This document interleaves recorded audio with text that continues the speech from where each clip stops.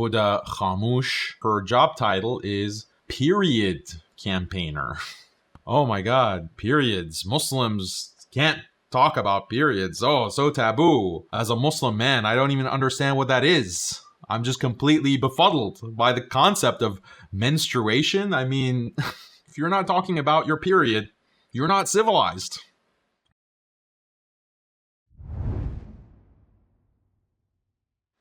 I want to react to the BBC's list of 100 inspiring and influential women of the world because it is just so outrageous. The list this year has 50% women from Afghanistan. And basically the entire list is an attack on Islam, an attack on Afghanistan and the people of Afghanistan. They chose Afghanistan specifically because of recent political events, but they could have chosen any Muslim country, found 50 women from that Muslim country, and put that country on blast, putting Muslims on blast, Islam on blast. And this is the basic approach of Western media and Western government agencies. And this is not something new. The 2020 list also was about 25% Muslim women, and there's a very clear pattern. They choose specific women that fit a specific profile of being very liberal, being feminist, being activists, being disruptors, and they put these women on a pedestal, and that's meant to basically social engineer Muslims. And we see this with other groups as well. Black activists have pointed out that their political movement has been disrupted and in fact hijacked by these establishment powers that have installed basically lesbian, feminist, trans, sex workers as the leaders of the Black Lives Matter movement. And that has hijacked their movement because of this kind of social psychological engineering that has taken place, putting specific people on a pedestal as leaders. And these are the leaders that they want for Muslims. And the whole idea of reforming Islam, bringing an Islamic reformation, part and parcel of that strategy is female empowerment. During the Trump administration, there was a memo that was leaked that was extremely telling. And in this memo, talking about how we can reform Islam and basically change the Muslim world to bring it more in line with US interests. In this memo, it says 2 practical target groups for this approach of reformation are women and youth, though they are by no means the only potential targets. Focusing on female empowerment as the primary information messaging goal within the Islamic influence world will allow the US to maintain a moral component for American power and its liberation narrative. So they lay it out very clearly in this memo from the Trump administration, the State Department, about how to bring about Islamic change and reformation and bring the Islamic world under the control of Western influence and power. You have to focus on female empowerment, female leadership. And it was not only just Trump who had this kind of strategy within his State Department. Obama as well was very explicit on Muslim women's leadership, both domestically and in the Muslim world. And recently within America, you have the example of Ilhan Omar, Rashida Tlaib. They are basically hand chosen to be the leaders and representatives of Muslims in the world. So even in the description of the women that they chose, they say this year 100 women is highlighting those who are hitting reset, women playing their part to reinvent our society, our culture, and our world. Maybe people don't want their cultures reinvented. Maybe people don't want their societies or the world reinvented. The BBC doesn't even ask that question or raise that question. It's just a given. These are women that are going to change the world and reinvent. To reinvent means to abolish what has already existed. Abolish all your cultures, abolish all your traditions, abolish all your religions, because we're going to build something better in its place. Who gave them the right to do that? Who gave them permission to act in this kind of way, to destroy everything that we love and hold dear about our cultures and our religions and our societies? So here's an Afghan poet, Lima Afshid. I wonder what kind of poetry she writes. Award-winning poet and writer whose poetry and articles challenge patriarchal norms in Afghanistan. Sahar Fatrat, Afghanistan. She plays soccer and is a feminist advocate. Rada Akbar, artist, Afghan artist. Misogyny and the oppression of women are at the heart of this Afghan visual artist's work. Crystal Bayat, she's a social activist and human rights advocate. Played prominent role in protests. Sari Kahraman,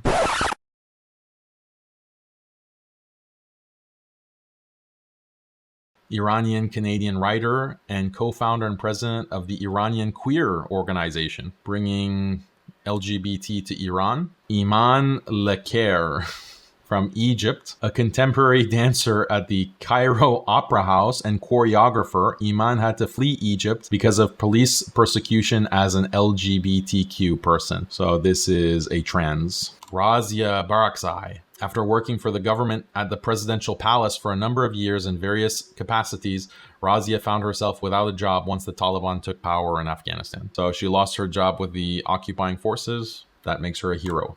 Dr. Alima, she's a philosopher and campaigner. She was a deputy minister for human rights and civil society in the State Ministry for Peace. So a lot of these women that they selected are the previous Afghan administration that was basically working with the US government and other Western forces, occupying powers. So these are traitors to Afghanistan working with the occupying powers, and they're celebrated by the BBC.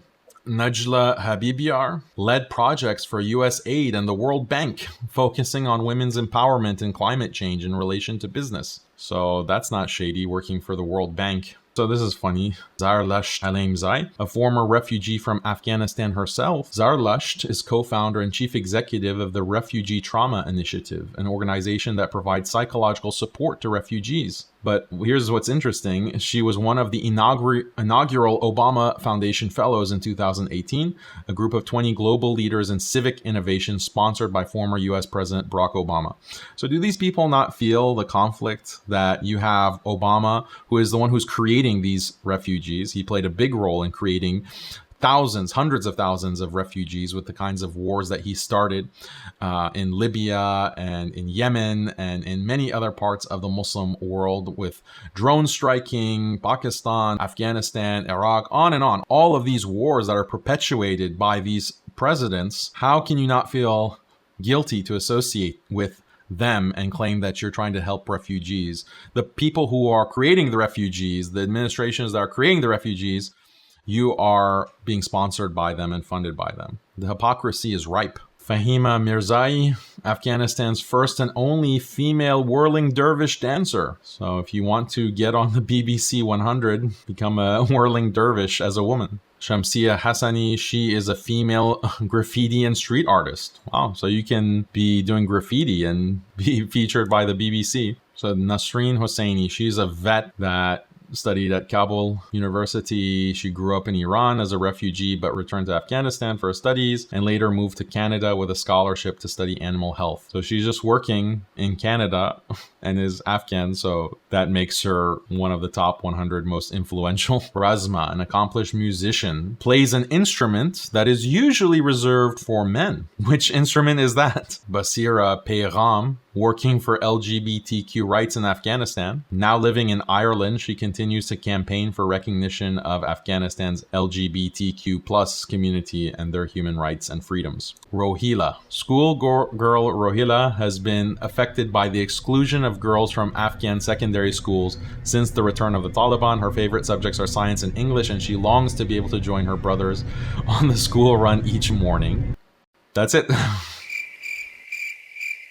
Doesn't say anything that she's done or if she's protested, or she's just a generic Afghan schoolgirl. Sahar, one of many young women who want to play football in Afghanistan, but they're no longer able to. It's a tragedy. Fatima Soltani, after she started mountain climbing as a hobby in 2019, Fatima made it her mission to encourage an interest among Afghan girls in mountaineering. So important for Muslim women in Afghanistan to climb mountains. Malala, of course, the original shill, the original stooge. Yuma from Turkmenistan. She was forced to leave Russia following the backlash to her participation in a supermarket advert that featured her family in a celebration of gay pride. So inspiring. Huda Khamoush from Iran, and her job title is, period campaigner. What does period campaigner mean? Let's read. Menstruation is not a taboo was the awareness program that women's rights activist Hoda Khamouche ran in Afghan schools to promote open conversation about periods. Oh, okay. So, oh my God, periods. Muslims can't talk about periods. Oh, so taboo. Oh my God. As a Muslim man, I don't even understand what that is. I'm just completely befuddled by the concept of menstruation. I mean, so imagine like your entire mission in life is to promote conversations about menstruation. So important. I mean, she's a shiro for sure. I mean, the idea that Muslims are so incompetent or they're so backwards, and you have to have these kinds of activists, liberal activists who teach Muslims basic things like, oh, menstruation is not some kind of evil thing, you stupid Muslims. People on the West have to, like, wow, she's really making a change. She's really making a difference in so many Muslim lives. All of these Muslims who just have no clue what menstruation is, and they don't talk about it publicly and openly like we do. Yeah, because in the US, everywhere I go, anytime I step out of my house, someone is talking about menstruation. That's how open and free thinking this society is. I go to the grocery store. Oh, how are you, ma'am? Are you on your period, ma'am? Oh, is this the menstruation corner of the department store? We're just openly going to talk about menstruation. And this is so important, in the free, liberal, democratic West. If you're not talking about your period, you're not civilized. So this list is supposed to be about inclusivity. Look how many Muslims we've included. But in actuality, this list is an attack on Muslims. It's an attack on Islam. It's a way to psychologically manipulate Muslims to take such figures as their ideal. People who they explicitly say are trying to completely reset, restructure, reinvent society, culture, religion, and everything. So this is very subversive, and Muslims just need to be smart and recognize what's going on so that we don't fall for these kinds of cheap tricks. And, the whole idea of women's leadership, this is something that Muslims have to be very clear on. Whenever we're talking about empowerment and leadership, go and review the hadith about women's leadership. What did the Prophet ﷺ say about women's leaders? And that's a homework assignment for you, because I want you to go, and it's not just one hadith. Multiple hadith about women's leadership and what the world is like when women are in charge. So go and learn what Islam teaches about this. Maybe some people will even post it in the comments below, but try to recognize what is real prophetic wisdom. What is real prophetic wisdom about this issue?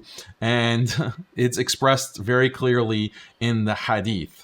Right. So that's real prophetic wisdom, not these, compassionate imams that claim that they're teaching prophetic wisdom. Meanwhile, they're sitting side by side with some of these activists, co-paneling with them, having events featuring these same kinds of feminist activists and claiming that these are role models for the Muslim community. That's not prophetic wisdom. Go review the hadith on women's leadership, and then you'll get a real dose, inshallah, of prophetic wisdom. That's all I have for you today. Assalamu alaikum.